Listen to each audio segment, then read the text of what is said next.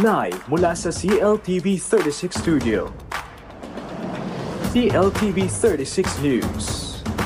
Maya Pabengi, Pampanga, magandang gabi, Central Luzon. Ako po si JM De Jesus at oras na para sa mga maiinit na balitang Central Luzon ngayong Miyerkules, October 22. Paghahanda para sa undas sa Campo Santo de San Fernando, patuloy sa kabila ng baha.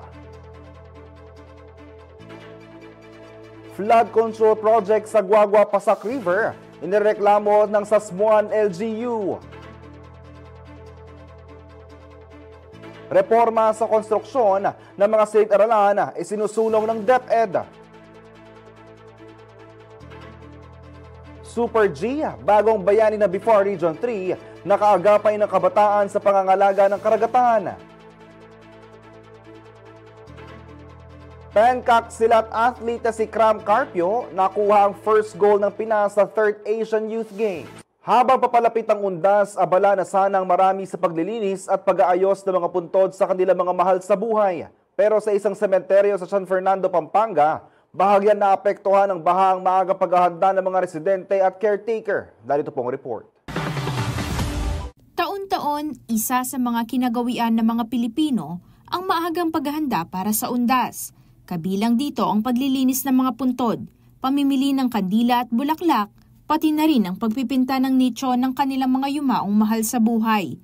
Ngunit ngayong taon, kakaunti pa lamang ang mga nakikitang naglilinis sa Campo Santo de San Fernando, isa sa old cemetery sa lungsod ng San Fernando, Pampanga. Ilang araw bago ang undas, ganito ang sitwasyon dito sa Campo Santo de San Fernando sa Pampanga. Umabot hanggang ilalim ng tuhod ang baha, bunsod ng sunod-sunod na pag-ulan nitong mga nakarang araw. Ayon kay RJ Rivera, isa sa mga caretakers sa Campo Santo, mahigit 10 taon na siyang naglilingkod sa sementeryo, ngunit ito raw ang unang pagkakataon na naranasan nilang bahain ang lugar. Sabi mo po, ang bagyong may magdata. Kahit na pong lunes, minulan na naman. Atin po yung milakahit. Pero may kinate na po yun, hindi tangayat ang bagyong ito. Kaya po may diretso na naman dyan. Dagdag pa niya, marami na sana ang nagsimula ng maglinis ng mga puntod kung hindi lamang naapektuhan ng baha ang libingan. Para mong patiyondas, dakal na po rin makatambay. Kung walang danon. Pero kung ating danon, malagad na lang po rin ang aluhaan. Sa kabila nito, may ilan pa ring nagpupunta sa sementeryo upang masimulan na ang kanilang paghahanda. Gaya ni Tatay Christopher, na abala sa paglilinis at pagpipintura ng isang museleo. Kwento niya, maaga nilang sinimula ng paglilinis upang makaiwas sa dagsa ng mga tao sa mga susunod na araw at hindi gahulin sa oras. 10 years na kayo pong maglinis kayo ng museleo na po ng boss me. Yan pa po mo ikadalong kayo ng harap kayo. Masakit po, uling makalubog po. Na po ngalagay sa kayo kaya makalub. Punta po kasing malapit na yung undas. Masakit na po yung maglinis. Bakanta po kaya matagal kayong oras. Ang Campo Santo de San Fernando ay nasa ilalim ng pamamahala ng Archdiocese ng City of San Fernando. Sa kasalukuyan, nagsasagawa na ng mga akbangang pamunuan upang maibsan ang epekto ng baha. Patuloy nilang pinapampang tubig baha palabas ng sementeryo upang matiyak na magiging ligtas at malinis ang lugar bago pa man ang November 1. Samantala, patuloy pang nakikipag-ugnayan ang CLTV 36 News para sa opisyal na pahayag ng Archdiocese kaugnay sa sitwasyon ng sementeryo at iba pang mga ginagawang hakbang sa paghahanda para sa undas. Aisel Fernando, CLTV 36 News. Samantala, nakipagsanib puwersa ang Pampanga Provincial Government sa United Nations Development Program at iba pang ahensya para palakasin ang kahandaan ng mga komunidad sa sakuna at epekto ng climate change sa lalawigan. Magbabalita si Raymond Tasoy. Isang makabuluhang hakbang tungo sa mas ligtas at matatag na Pampanga ang isinusulong ng provincial government sa pakikipagtulungan sa United Nations Development Program o UNDP. Sa ginanap na pagpupulong, tinalakay ng mga opisyal ng UNDP at ng Kapitolyo ang implementasyon ng tinawag na SHIELD program o Strengthening Institutions and Empowering Localities Against Disasters and Climate Change. Sa loob ng 2 taon, ipatutupad sa Pampanga ang mga hakbang para sa mas maayos na land use planning, hazard mapping at disaster preparedness training. Katuwang ng UNDP sa nasabing proyekto ang Department of the Interior and Local Government, UN Habitat, Philippine Business for Social Progress at Norwegian Refugee Council. Ayon kay Governor Lilia Nanay Pineda, pangunahing banta na ngayon sa lalawigan ng pagbaha, bunsod ng labis na pagkasilted ng Pampanga River. Malaking tulong aniya ang SHIELD program upang magkaroon ng mga proyektong tulad ng drainage systems, seawalls, at early warning systems. Kasama rin sa programa ang paggamit ng digital tools para sa mas mabilis na komunikasyon tuwing may kalamidad. Sa harap ng patuloy na climate change at iba pang banta ng kalikasan, layo ng kooperasyon na ito na palakasin ang kakayahan ng mga LGU at komunidad na maghanda at makabangon mula sa mga sakuna. Raymond Tasoy, CLTV 36 News. Kumitid ang Guagua Pasac River sa bahagi ng Sitio Cotud, Barangay Santa Monica sa Smuan, Pampanga, batay sa inisyal na assessment ng local government unit. Ayon sa municipal engineer na si Obet Sunga, sanhi umuna ito ng flood control project ng DPWH-3. Dagdag pa ng opisyal, nagkaroon ng kakulangan ng DPWH sa koordinasyon sa kanilang tanggapan na naging sanhi ng hindi maayos sa paglabas ng tubig sa ilog at posibleng magdulot pa ng pagbaha. Batay umano sa impormasyong nakuha ng LGU mula sa DPWH, 193 milyon ang halaga ng proyekto, kabilang ang paglalagay ng geotube at dredging sa lugar. Gayunman, hindi kumbinsido si Mayor Catalina Cabrera sa paraan ng pagtambak ng kontraktor dahil lumit umano ang kadaluyan ng tubig. Dahilan upang magsagawa ngayon ng rectification works o pagwawasto ng bahagi ng proyekto. Kabilang sa rectification ng pag-aalis o pagbabago sa mga bahagi ng tambak na pumipigil sa normal na agos ng tubig, pag-realign ng mga geotube at posibleng muling dredging upang maibalik sa orihinal na lapad ng daloy ng ilog. Layunin nitong maiwasan ang mas madalang pagbaha at matiyak ang tamang implementasyon ng flood control project.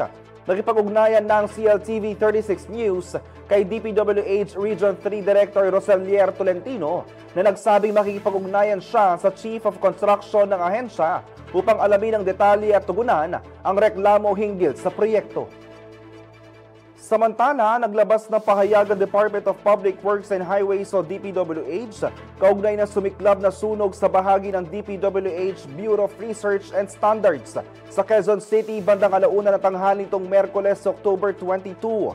Kinumpirma ng ahensya na walang nasirang dokumento na may kinalaman sa isinasagawang investigasyon sa mga umunoy anomalya sa flood control project. Ayon sa initial findings, nagsimula ang apoy sa computer unit ng Materials Testing Division na nasa loob ng gusali ng BRS. Umabot sa ikatlong alarma ang sunog bago idineklarang fire out bandang 2:00 ng tanghali at wala namang naiulat na nasaktan sa insidente. Ang BRS ang responsable sa pagsasagawa ng mga pananaliksik, pag-aaral, pilot testing at pagbabalangkas ng mga polisiya para sa mga proyektong pang-infrastruktura ng gobyerno. Patuloy pang iniimbestigahan ng mga otoridad ang sanhi ng sunog at tinataya ang lawak ng pinsala. Makisali sa diskusyon ng ating mga balita. I-post ang inyong mga komento at reaksyon sa inyong napanood na mga balita sa ating social media platforms. Sa Facebook at CLTV36 Official at CLTV36 News. Sa Twitter o X, CLTV36.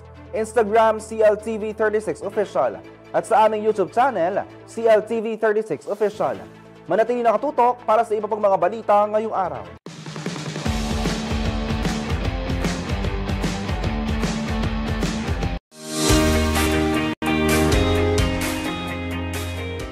Sa nalalapit na pagtatapos ng taong 2025, 22 silid-aralan lamang umano ang naitayo ng Department of Public Works and Highways o DPWH, malayong-malayo pa ito sa target na 1,700 classrooms. Ito ang mariing pinuna ni Senator Bam Aquino, Chairman ng Senate Committee on Basic Education, matapos ibunyag ni DPWH Secretary Vince Dizon ang naturang datos sa budget hearing ng ahensya nitong Lunes, October 20. Labis ang pagkadismaya ni Aquino sa harap ng mabagal na konstruksyon, kaya nagbabala siya na kailangan ng kumilos ng DPWH para hindi lumala ang classroom backlog na posible raw magdulot ng seryosong krisis sa edukasyon. I'm just saying it, sumasakit po yung puso ko na 22 lang po yung nagawang classroom. Ang current classroom backlog ho natin ay 146,000. By 2028, if we continue at this rate, aabot ho tayo ng 200,000. No? So, Sec, anong gagawin natin dito? 22 classrooms ang nagawa po ng DPWH October na po 2025. Binanggit din ng mambabatas ang malaking diferensya sa proposed budget ng DPWH para sa 2026, partikular sa presyo ng bawat silid-aralan. Aniya, tinatayang 3.5 million pesos kada classroom ang inilaan ng DPWH batay umano sa iba't ibang grupo ng mga inhinyero at pribadong sektor. Pero aabot lang daw sa 2 million pesos o mas mababa ang kailangan para sa pagpapatayo ng disaster-resilient classrooms na nagpapahiwatig ng posibleng overpricing sa mga proyekto ng ahensya. Dahil dito, hinimok ni Aquino ang DPWH na repasuhin hindi lang ang presyo ng materyales, kundi pati na rin ang disenyo ng mga silid-aralan na ani ay madalas na overdesigned para ma-justify ang overpricing. Bilang tugon, inamin ni DPWH Secretary Vince Dizon na nakakabahala ang mababang bilang ng mga natapos na silid-aralan. Tiniyak niya sa Senado na sisiyasatin nila ang sanhi ng pagkaantala at hahanap ng paraan para mapabilis ang pagtatayo kasama ang mga LGU. Nagpahayag rin si Dizon ng buong suporta sa Classroom Building Acceleration Program o CAPAC na isinulong ni Aquino. Ang panukalang ito ay diniklara ni President Ferdinand Marcos Jr. kamakailan bilang priority measure. Layunin ng CAPAC na i-decentralize ang mandato sa pagtatayo ng mga silid-aralan sa DPWH at bigyan ng kapangyarihan at direktang pondo ang LGUs at non-government organizations na may kakayahang magtayo ng classrooms ng maayos at naaayon sa pamantayan ng pamahalaan. Kaya klarong-klaro po sa akin na kailangan tanggalin na sa DPWH yung paggawa ng mga classrooms natin. Minumungkahi po natin na bigyan natin ng tulong yung mga local government unit na sila mismo yung gumawa ng mga classroom sa kanilang mga lugar. Ito po yung laman ng Classroom Acceleration Program. Ponduhan po natin to, gawa ng makukuha nating pondo mula sa flood control na tatanggalin po natin. Sa pamamagitan nito, binigyang diin ni Aquino na mas marami, mas mabilis at sabay-sabay na matatayo ang mga silid-aralan. Kaugnay niya na nawagan siya sa Kongreso, Senado, Department of Education at sa publiko na magtulungan upang maipasa ang CAPAC para matugunan ang kakulangan at maiwasan ang mga lumalaking problema sa sektor ng edukasyon. Isel Fernando, CLTV 36 News.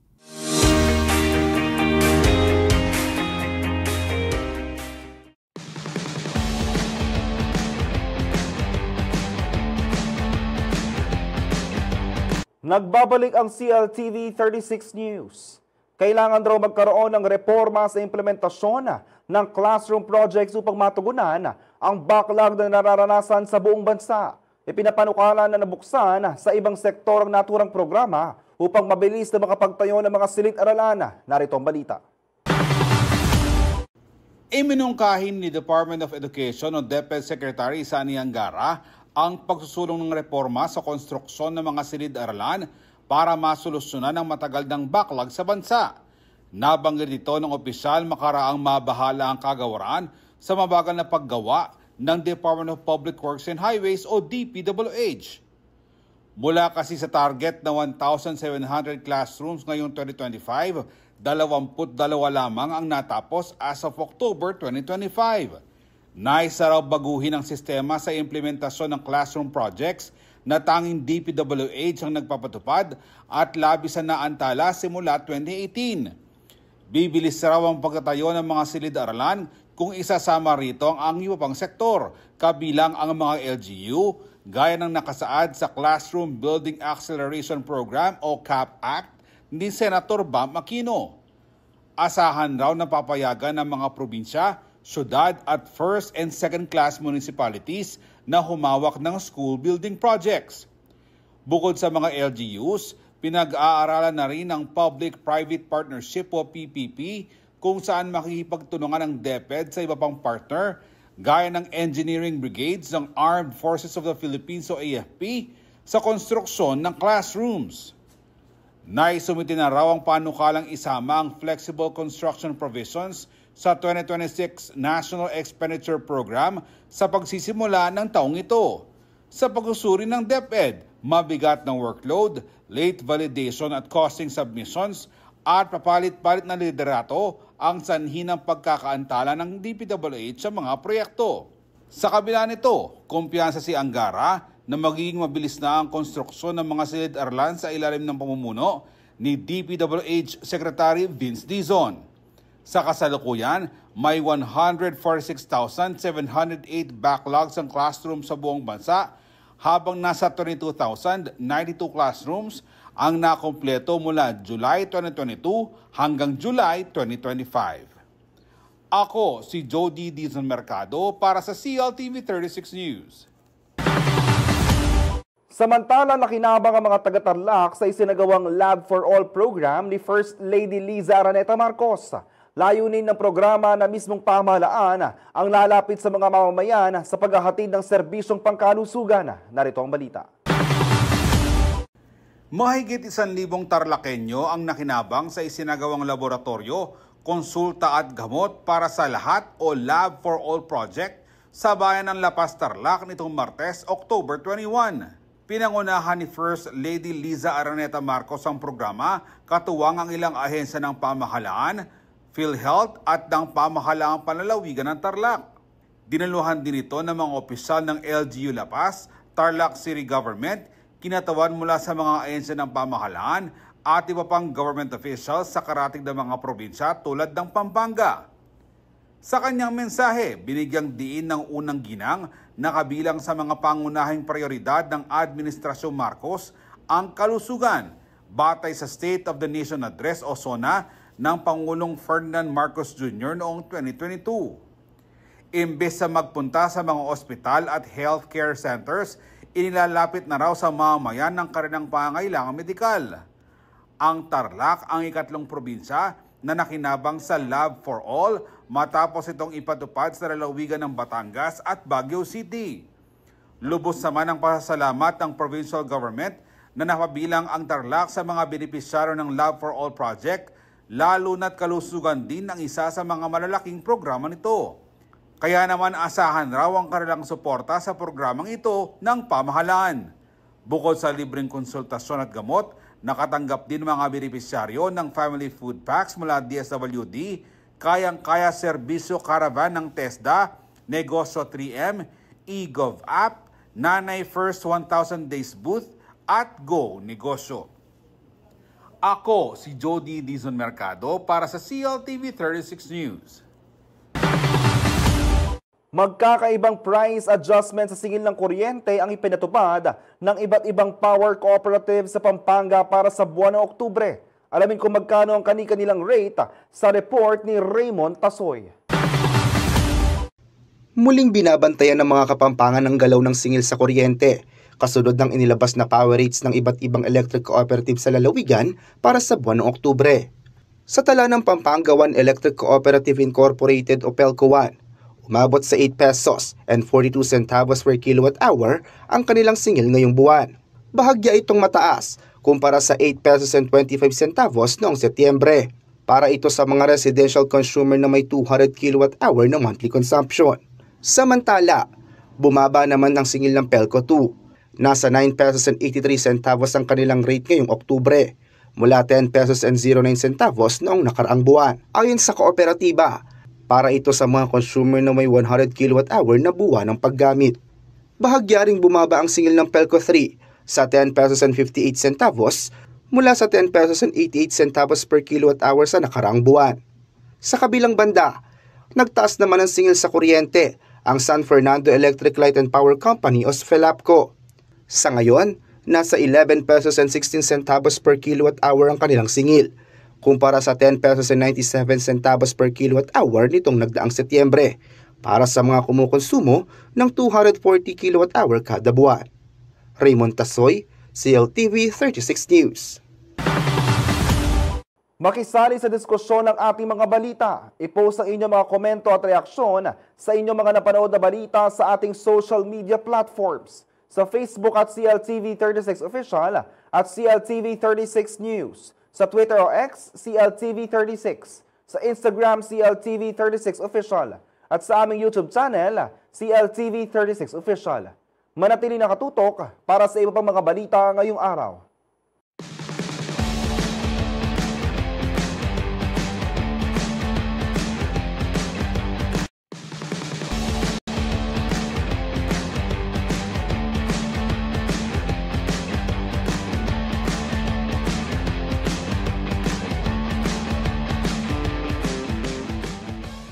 Nagbabalik ang CLTV 36 News. Isang bagong bayaning lumitaw pero hindi siya nagmula sa comics o pelikula, kundi mula sa kailaliman ng dagat. Kilalanin natin si Super G, ang superhero galunggong na layuning protektahan ang yamang dagat ng bansa para sa mga susunod na henerasyon. Ang buong detalye ay hatid ni Rainiela Tugay.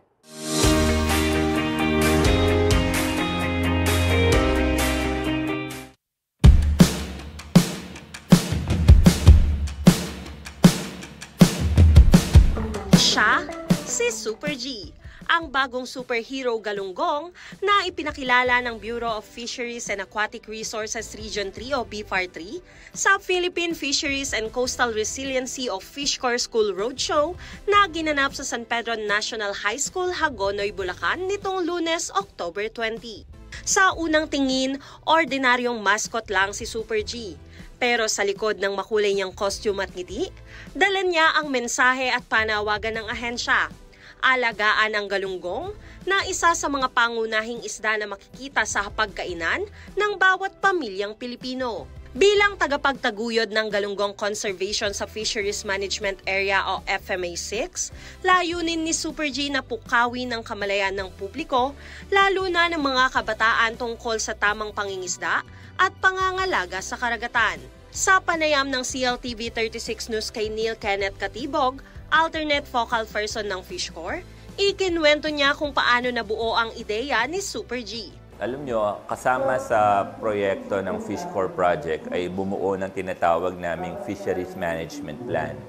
At para sa FMA6, ang isa sa mga napili nating mga kailangan nating pangalagaan ay ang tinatawag nating galunggong.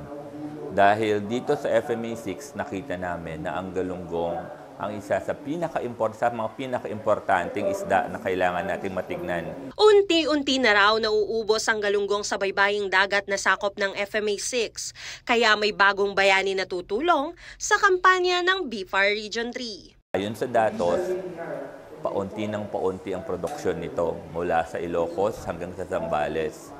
Kaya naisip namin na mukha yatang talagang tutukan na natin ng isdang ito. At dahil doon, naisip namin din na sa pamamagitan ng Fish Corps Project ay bakit hindi tayo bumuo ng isang mascot para naman mas maiintindihan ng ating mga kabataan, mas ma-adapt ng mga kabataan. At doon nabuo sa pamamagitan ng ating mga partners from our kasamahan mula sa Fish Corps ay bumuo ng isang idea kung saan nabuo ngayon tinatawag natin si Super G. Sa isang malikhaing paraan, tuluyan ng isinilang si Super G, ang superhero na sumasalamin sa pagmamalasakit sa karagatan at pagsunod sa patakaran ng FMA6. Si Super G or Super Galunggong, siya ngayon ang kumakatawan at sumisimbolo sa tinatawag nating tamang pangangalaga at tamang polisiya na dapat ipatupad natin sa FMA6. Makikita sa disenyo ni Super G ang mga simbolo ng Fish Corps at FMA6 na naglalarawan ng sama-samang pagkilos para sa pangangalaga ng mga yaman ng karagatan. Kung titingnan nyo ang kulay ni Super G, nandyan ang kanyang logo, ang Fish Corps logo, at the same time yung FMA6 logo. Dahil yung FMA6 logo, makikita mo doon yung kamay, yung isda, yung mundo.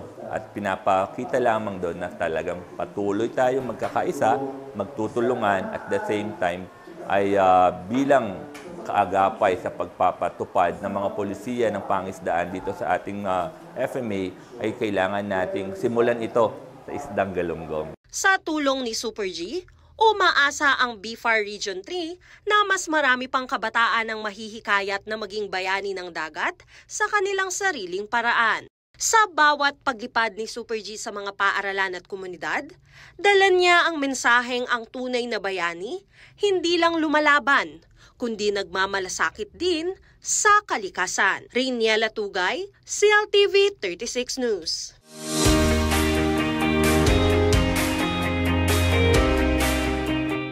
Samantala, matapos ang 4 na dekada, balik serbisyo na ang Planters Products Incorporated o PPI sa paghahatid ng murang pataba sa mga magsasaka. Makakatulong ang sangay na ito ng Department of Agriculture upang lumaki ang ani ng mga magbubukid. Panoorin natin report na ito. Bumalik na muli sa pagnanegosyo ng pataba ang Planters Products Incorporated o PPI, ang sangay ng Department of Agriculture o DA para sa agrochemical trading at marketing matapos ang mahigit 4 na dekada. Dumating na sa bansa ang inangkat na 120,000 bags ng 14-14-14 o triple 14 inorganic fertilizer ng PPI na makakatulong upang maibaba ang gastos sa mga magsaka at maparami ang kanilang ani sa palay.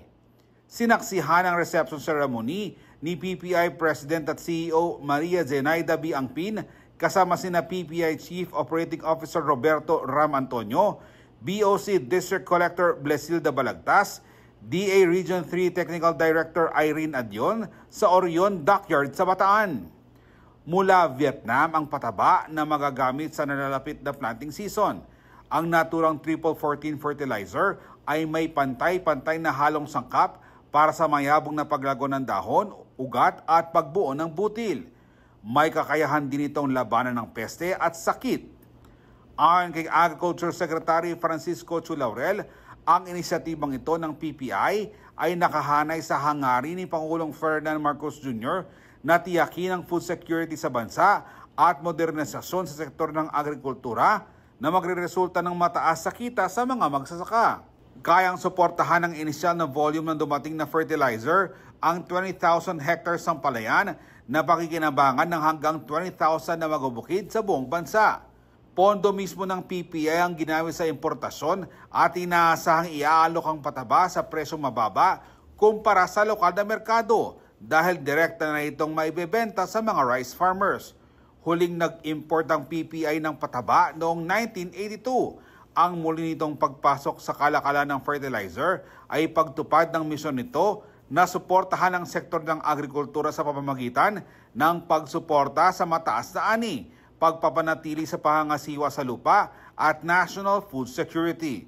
Bukas din ang PPI para sa partnerships upang masiguro ang pangmatagalang supply at abot kayang farm inputs na mahalaga sa adhikain para sa supisyenteng supply ng bigas sa bansa. Ako si Jody Dizon Mercado para sa CLTV 36 News.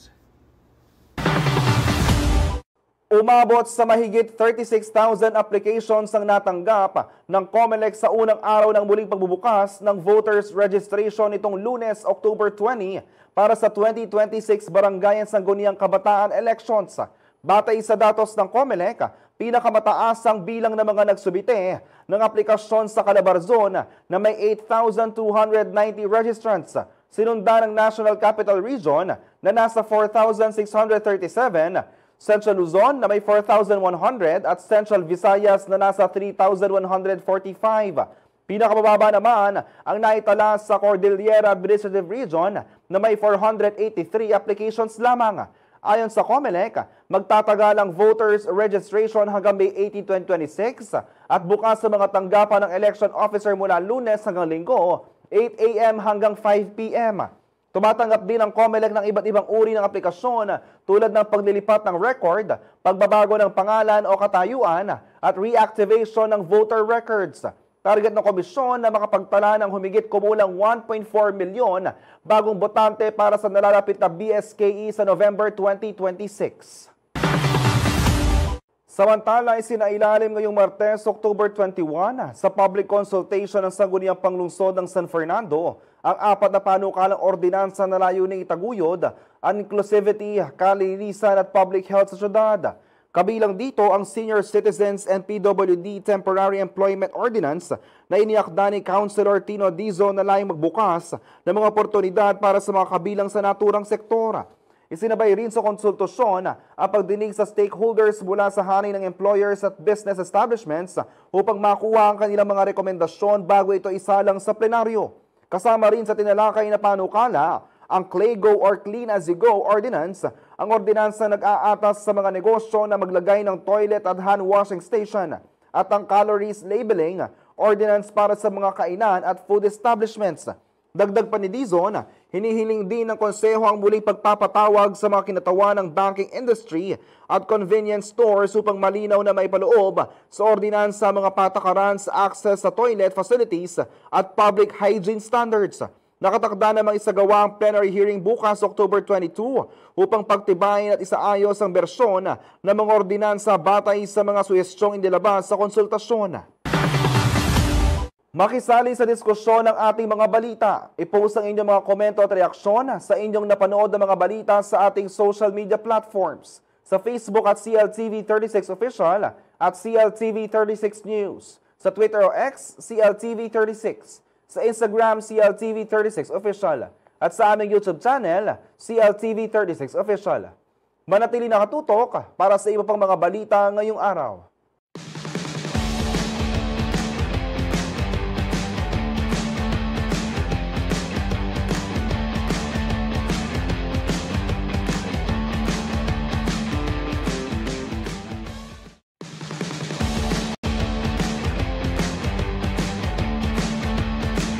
Nagbabalik ang CLTV 36 News. Alamin kung bakit pinag-uusapan ng Hyundai Staria, isang next generation van na hindi lang pang transport, kundi pang experience. With its futuristic design, spacious interior and cutting-edge technology, ang Staria ay ginawa para sa mga modernong pamilya, negosyante at kahit pa sa mga VIP na laging on the go. At good news mga kabalen, available na ito sa Laos Auto Group, Hyundai Baliwag, Bulacan. To know more about Hyundai Staria, let's watch this.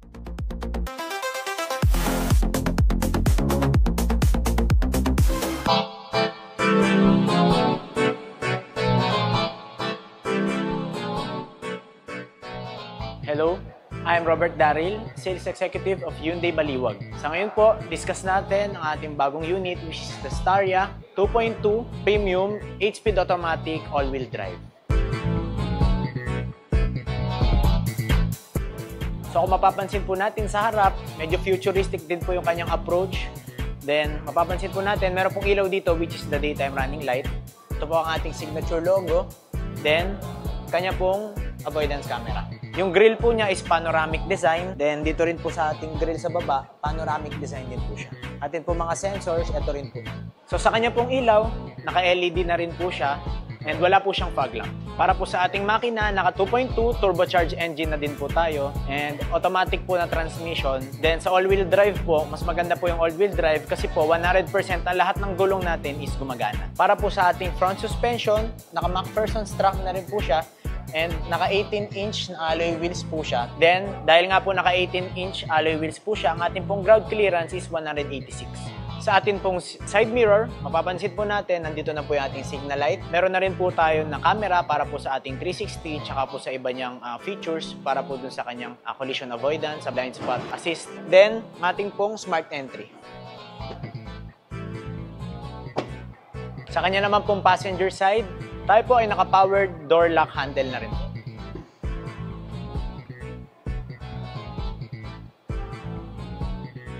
Para po sa rear side ng sasakyan, makita po natin ang ating brake lights. Meron po tayo ditong defogger, yung mga linya po na to. Then, ating logo, Hyundai Staria. Ang ating pong brake lights, signal light, and then yung kanyang reverse camera. So sa atin pong rear end trunk, naka-automatic na rin po siya. Isang pindot lang po natin, bubukas na po.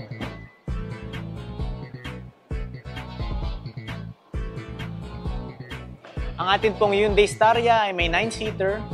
So, fold lang po natin siya para po magamit natin yung likod if ever po na walang uupo. Then yung likod po niya is pwede natin paglagyan ng dalawang balikbayan box or mga luggages po na pwede natin ilagay like groceries or etc. Ang ating pong automatic na rear end trunk is naka-hydraulic assist na rin.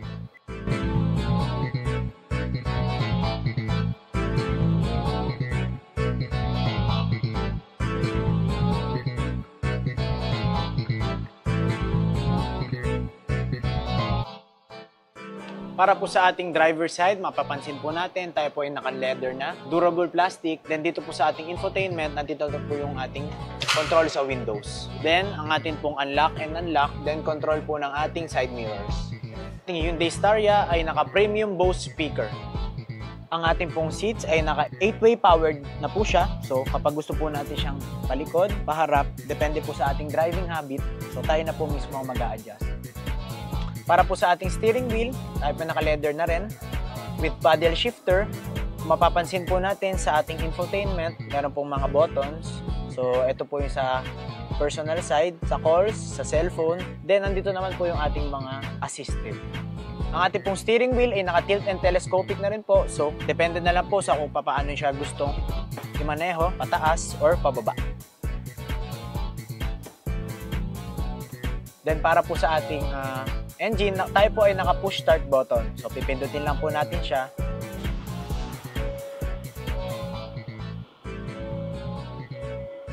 Para po sa ating LCD, tayo po ay naka 6-inch na rin po. So touchscreen din po yan. Para po dito, meron po tayong ventilated seats. So kung gusto po natin na malamig ang upuan, pindutin lang po natin to. Lalamig na po yung upuan ng driver side. So dito naman po sa passenger side. Then kung gusto po natin na mainitan, tanggalin lang po natin ito. Ito po ang pindutin natin. Ang Hyundai Staria ay meron na rin pong reverse camera with 360 na rin po siya. So para po mas maingat po tayo sa ating pagmamaneho.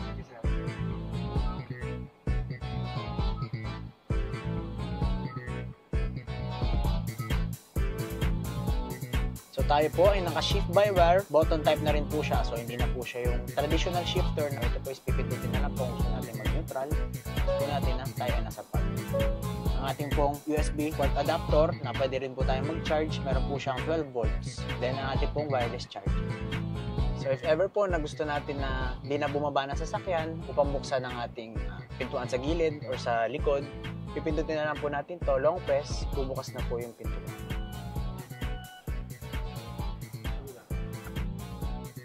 Then, long press lang po ulit para po sumara.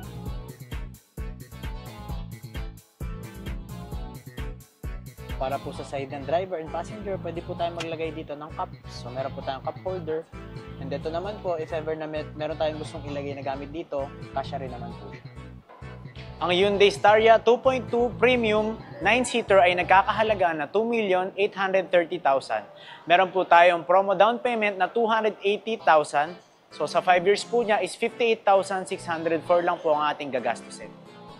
Para po sa ating in-house, ang mga inclusions po niya pag binili ang ating sasakyan, meron po tayong free chattel mortgage, 3 years LTO registration, meron din po tayo na free tint, floor mats, spare key, tsaka po yung ating Laos Cares with 24/7 roadside assistance and free towing na rin po. 32,500 worth of benefits. For more information, I am Robert Daryl Durupa. Please contact me at my number 0905-886-0922. Ang number ko po is Viber ready, WhatsApp ready, and pakifollow na rin po ang aming official Facebook page which is Hyundai Baliwag. Pakifollow na rin po ang aking official Facebook page, Hyundai Baliwag by Robert Daryl Durupa.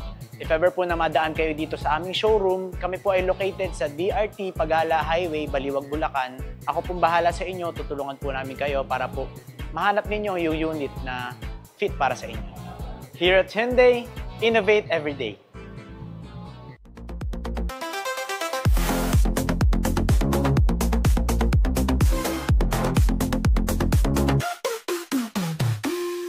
Para naman sa lagay ng panahon, panoorin natin ang report na ito.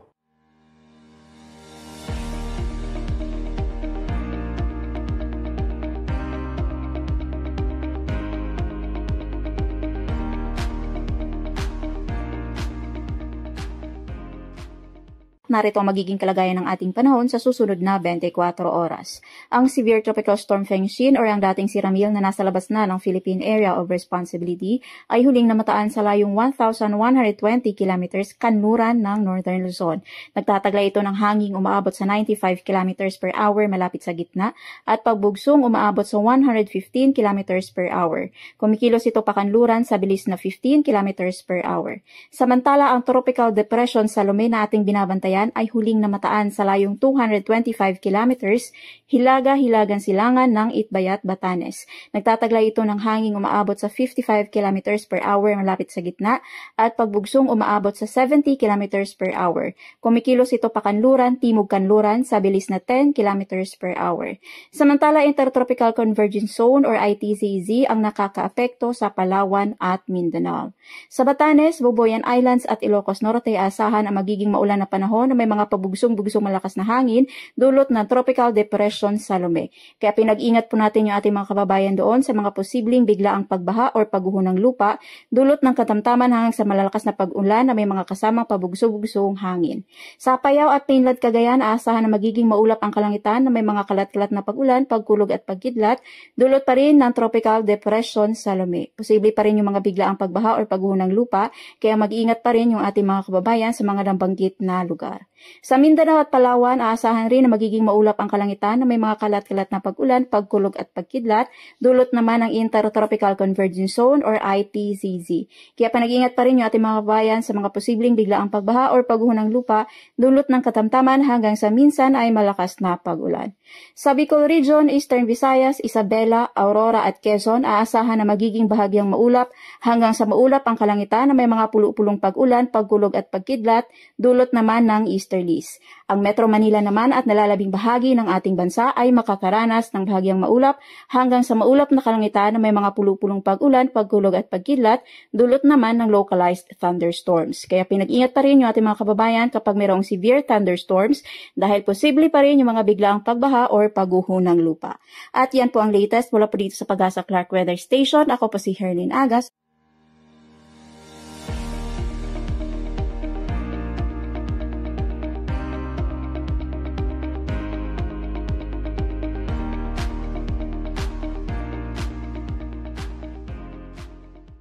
Samantala, matagumpay na nagsimula ang kampanya ng Pilipinas sa 3rd Asian Youth Games sa Manama, Bahrain matapos masungkit ni Cram Carpio ang first gold medal ng bansa sa pencaksilat girls 55 or 51-55 kg division. Naritong report.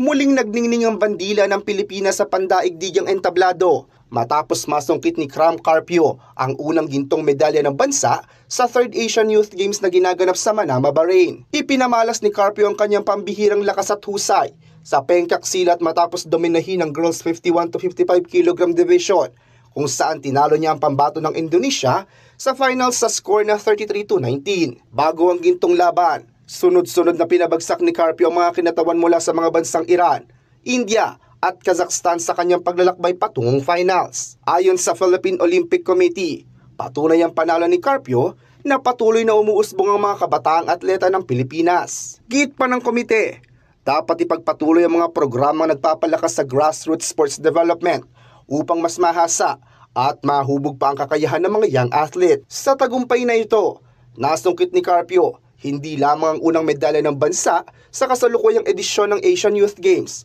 kundi ang ikatlong ginto ng Pilipinas sa kabuuang kasaysayan ng torneo. Sa kasalukuyan, nasa 3rd spot ang Pilipinas sa medal standings, kasunod ng Indonesia at Uzbekistan na kapwa may 5 ginto. Huling nakapag-uwi ng 2 gintong medalya ang bansa noong 2013 sa Nanjing, China, habang isang pilak at isang tanso lamang nakuha sa unang edisyon nito sa Singapore. Ang 3rd Asian Youth Games na nagsimula ngayong Miyerkules October 22 ay magtatakpo sa susunod na Biyernes October 31. Raymond Tasoy, CLTV 36 Sports News.